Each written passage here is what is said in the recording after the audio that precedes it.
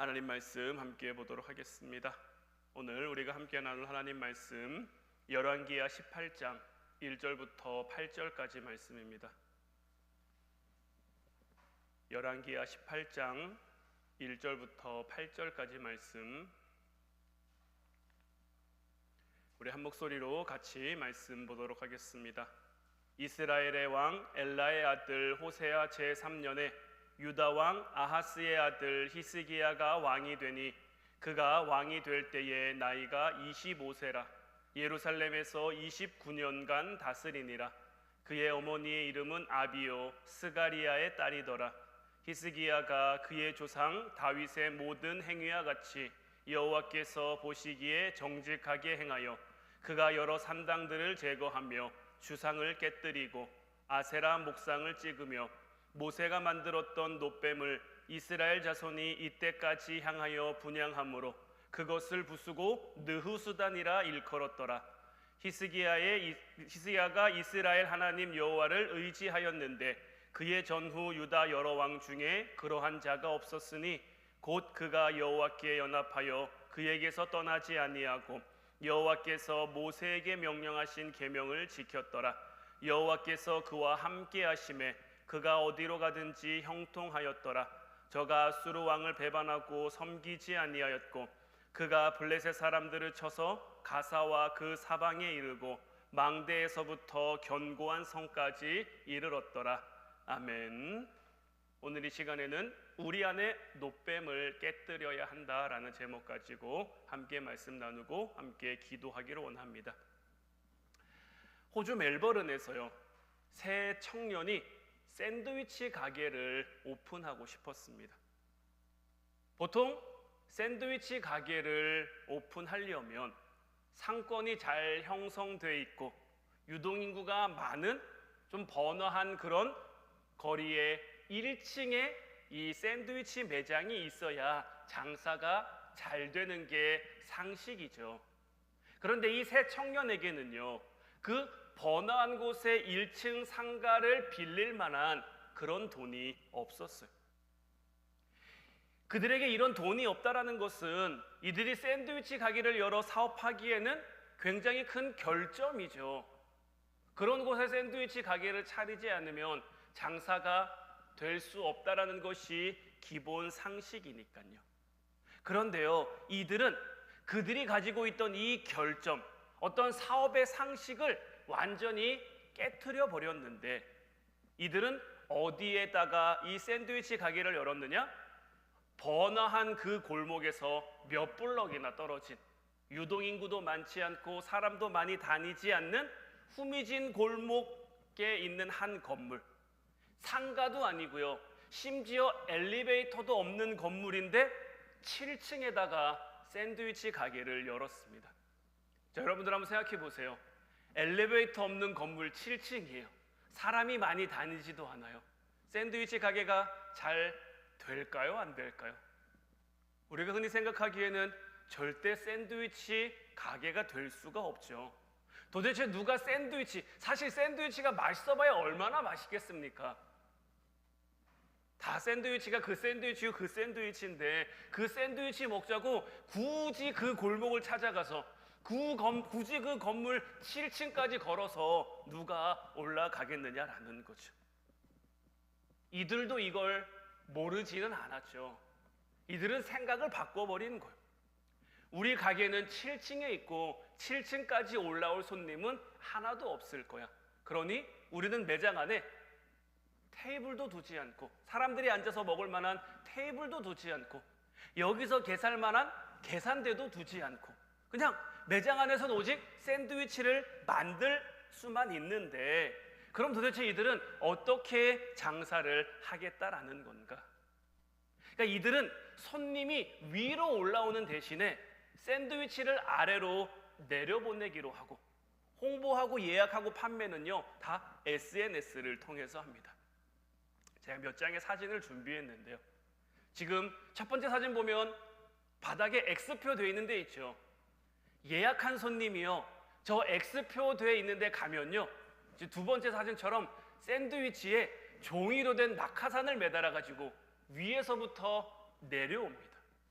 그러면 내려오는 샌드위치를 밑에서 받아서 먹는 그런 방식인 거예요. 이 가게의 이름이 제플슈츠라는 건데, 이 제플이라는 말이 이게 호주 말로 샌드위치라는 거고, 슈츠는 낙하산인 거예요. 그러니까 낙하산에 매달린 샌드위치라는 그런 이름의 이 가게 이름을 차리는 거죠. 저도 이 샌드위치를 한 번도 먹어보진 못했습니다만은 여러 가지 뉴스나 기사나 블로그나 이런 걸 좀 검색해 보니까요, 사실 샌드위치가 그렇게 맛있지는 않대요. 별로 맛있는 샌드위치는 아니지만 요즘 젊은이들의 감성을 자극할 만한 그런 요소가 딱 있잖아요. SNS에 있죠. 위에서 낙하산 내려오는 거 그거 받는,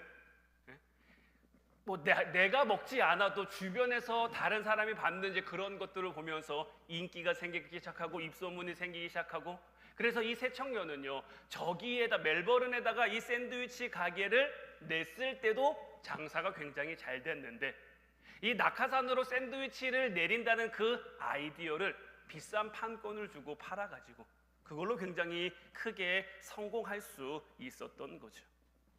그들은요, 자금이 부족하다라는 어떤 사업상 치명적인 그 결핍과 단점 때문에 좌절하는 것이 아니라 오히려 이런 것으로 인해서 사업에 대한 고정관념을 뒤집을 수 있었고요, 누구도 시도해보지 않은, 누구도 생각하지 못한 그러한 아이디어를 가지고 큰 성공을 이룰 수 있었단 말이에요. 고정관념이라고 하는 건요, 우리 일상에서 너무 익숙해져서 응당 그래야만 한다라고, 응당 그럴 것이다 라고 당연한 것처럼 하는 생각이에요. 제가 이 사진을 보여드리기 전에 엘리베이터도 없는, 번화하지 않은, 사람들도 많이 다니지 않는 그 7층 건물에 샌드위치 가게를 냈다고 했을 때 거기가 장사가 잘 될 거라고 생각하는 사람은 아무도 없을 거예요. 왜냐하면 우리가 흔히 생각하기에 샌드위치 가게가 주는 그런 이미지와 그런 어떤 고정관념들이 있으니까요. 우리가 지난 수요 기도회 시간에 함께 나눈 그 다윗과 골리앗 사건 역시 마찬가지예요. 골리앗이 40일을 나와서 이스라엘 군대를 모욕하고 하나님을 모욕합니다. 그런데 아무도 그에게 맞서지 못해요. 왜요?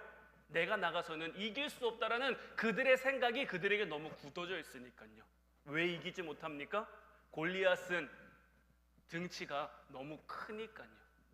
키가 3m가 넘어가는 그런 체구에 골리앗과 내가 싸워서 이길 수 있을 거라는 자신감이 들지 않으니까요.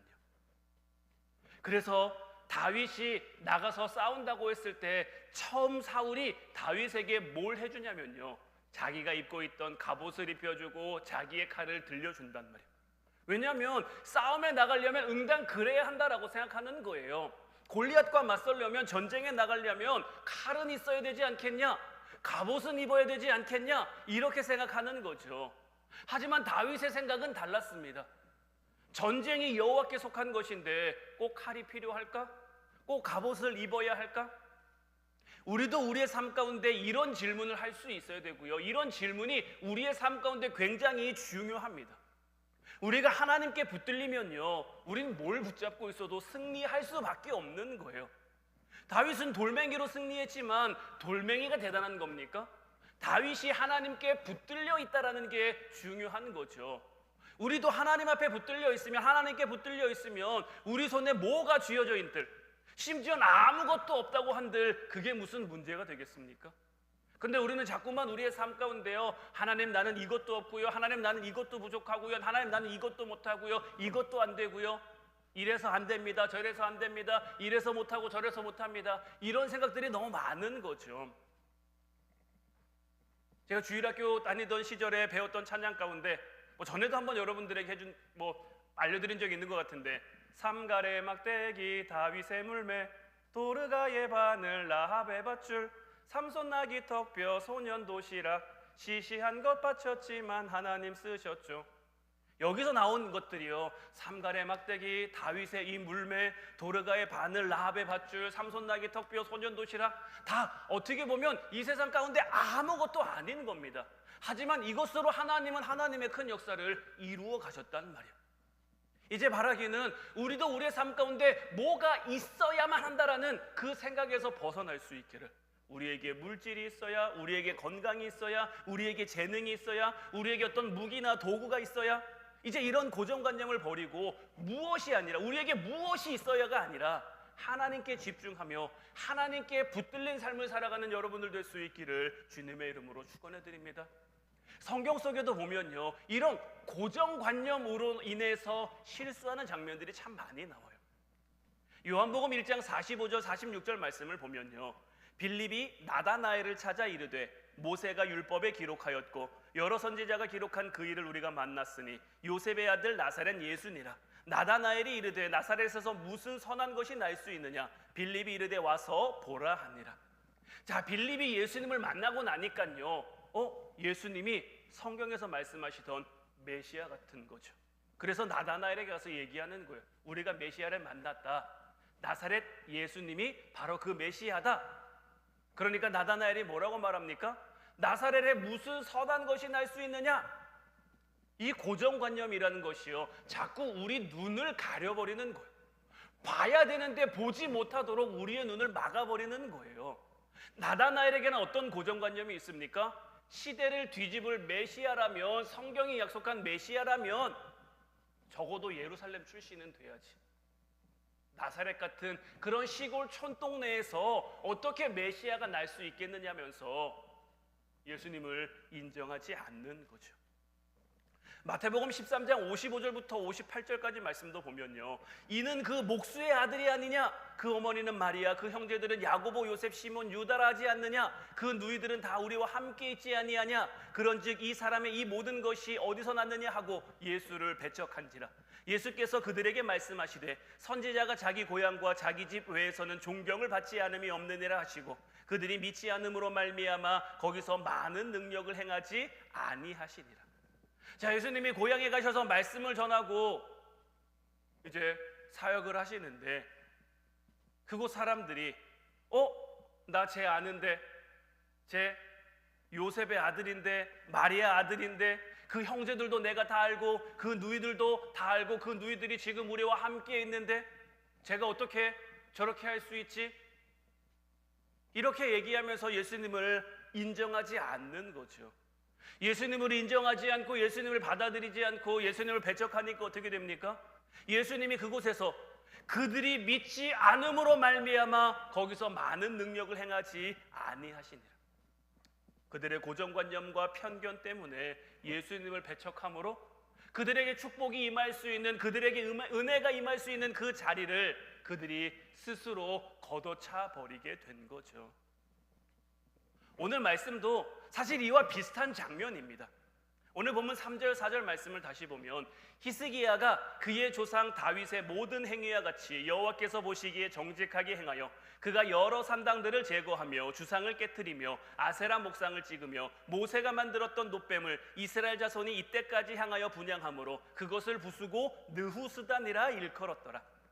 자, 히스기야 왕이요, 여호와 보시기에 정직하게 행했고 여러 산당을 제거했고 주상을 깨뜨렸고 아세라 목상을 찍었단 말이에요. 여기까지는 우리가 잘 아는 대로 너무나 잘한 거죠. 근데 갑자기 뭐가 나옵니까? 모세가 만들었던 놋뱀을 부쉈다라는 이야기가 나오는데 이스라엘 자손이 여태껏 그것을 향해 분향함으로 그것을 부셔버렸다라는 거예요. 이 놋뱀은 민수기 21장에 등장하죠. 민수기 21장 6절부터 9절까지 말씀 보면 여호와께서 불뱀들을 백성 중에 보내어 백성을 물게 하심으로 이스라엘 백성 중에 죽은 자가 많은지라 백성이 모세에게 이르러 말하되 우리가 여호와와 당신을 향하여 원망함으로 범죄하였으니 여호와께 기도하여 이 뱀들을 우리에게서 떠나게 하소서.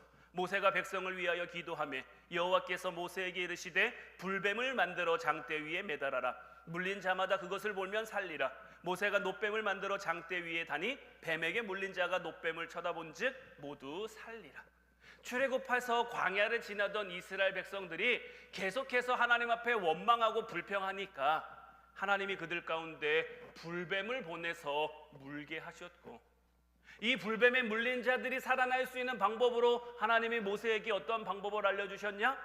이 불뱀을 놋으로 만들어서 장대 위에 높이 매달아 그것을 바라보면 살 것이다 라는 거예요. 이스라엘 백성들에게 이 노뱀은요, 어떻게 보면 민족이 몰살할 수 있었던, 민족이 다 죽을 수 있었던 그런 위기에서 자기들을 살린 귀한 유물이죠.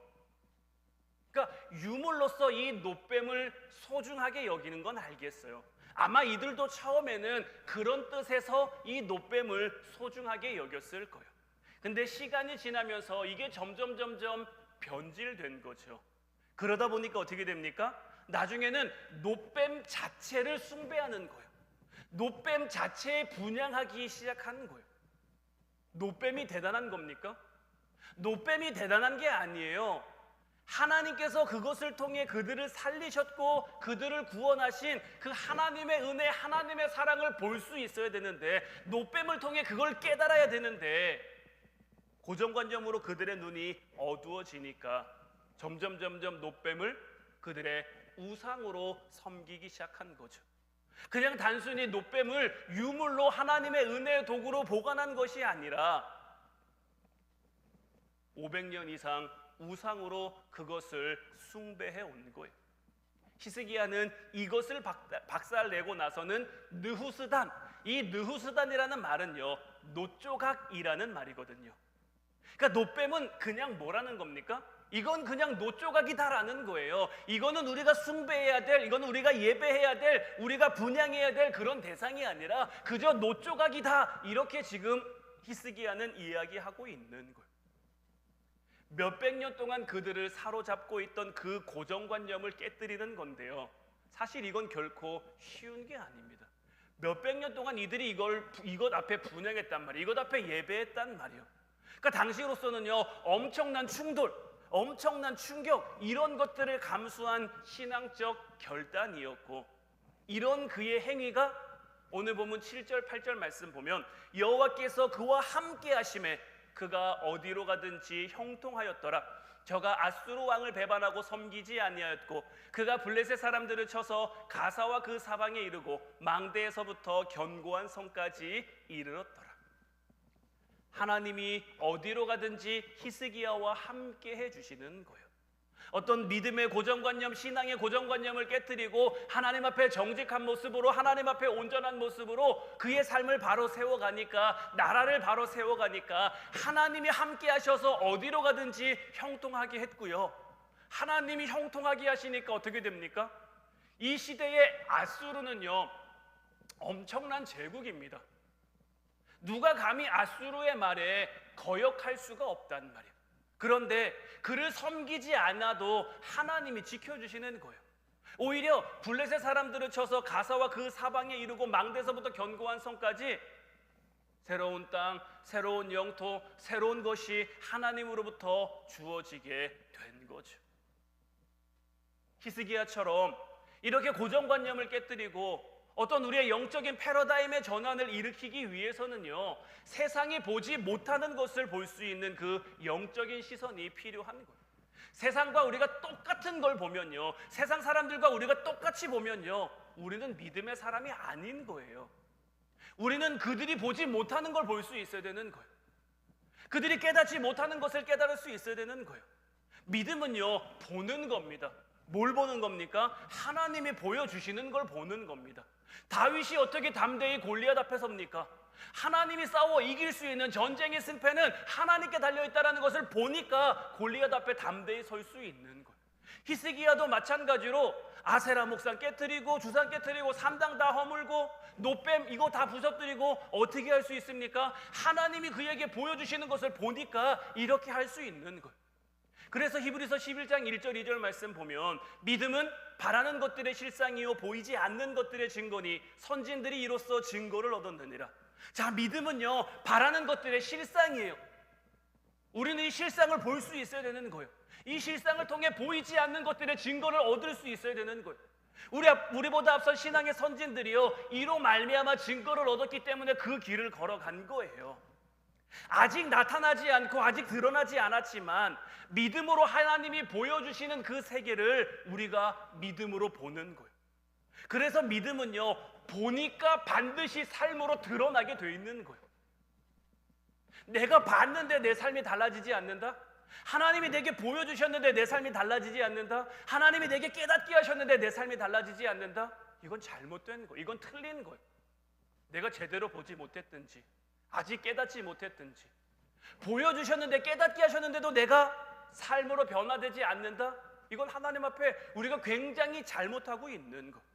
이제 바라기는 우리의 삶을 통해 하나님께서 주신 그 믿음을 드러내는 여러분들 될 수 있기를 주님의 이름으로 축원해 드립니다. 우리는 하나님의 나라를 이 땅 가운데 세워가야 되는 거. 하나님이 보여주신 그것들을 통해서 이 땅 가운데 하나님 나라를 이루어 가야 되는 거. 히스기야가 그렇게 하나님 나라를 세워갔을 때, 하나님의 뜻대로 하나님의 방법대로 그 나라를 치리하고 다스려갔을 때 하나님이 은혜와 축복으로 함께 하신 것처럼 저와 여러분이 하나님의 그 뜻대로 하나님의 방법대로 우리의 삶의 자리 가운데 때로는 부족한 게 있을 수도 있어요. 때로는 모자란 게 있을 수도 있어요. 때로는 힘들고 어려운 문제가 우리에게 주어질 수도 있지만 그게 중요한 게 아닙니다. 그것을 통해 하나님이 우리를 어떻게 다뤄가시느냐, 그것을 통해 하나님이 우리를 어떻게 만들어 가시느냐가 중요한 거고, 우리도 이제 우리 안에 어쩌면 신앙의 고정관념처럼 굳어져 있는, 우리 안에 있는 그 노뱀처럼 굳어져 있는 그런 것들을 깨뜨려 하나님이 보여주시는 것 바라보고 믿음의 그 땅을 향해, 하나님이 우리에게 허락하실 그곳을 향해 믿음으로 걸어가 그것을 차지하며 그것을 통해 하나님께 영광 돌리며 그 하나님의 영광을 함께 누리는 저와 여러분들 될 수 있기를 주님의 이름으로 축원해 드립니다. 이제 우리 같이 찬양하고 기도하길 원하는데, 오 놀라운 구세주, 이 찬양 함께 고백했으면 좋겠어요. 저는 이 찬양의 후렴 가사가 참 은혜가 되는데, 메마른 땅을 종일 걸어가도 나 피곤치 아니하며, 하나님이 우리에게 힘주시고 하나님이 우리에게 함께 하시니까 피곤하지 않은 것. 위험한 곳에 내가 이를 때면 큰 바위에 숨기시고 주 손으로 덮으시네. 하나님은 우리가 어디에 있든지 어떤 상황 가운데 있든지 우리를 지키시고 인도하시고 보호하시는 분. 다윗이 고백한 것처럼 여호와는 나의 목자시니 내게 부족함이 없으리로다. 그가 나를 푸른 풀밭에 누이시며 쉴 만한 물가로 인도하시는도다. 우리 하나님은 언제나 우리에게 그런 분이라는 것을 이제 믿음으로 고백하며 우리 함께 찬양 부르고 기도하도록 하겠습니다.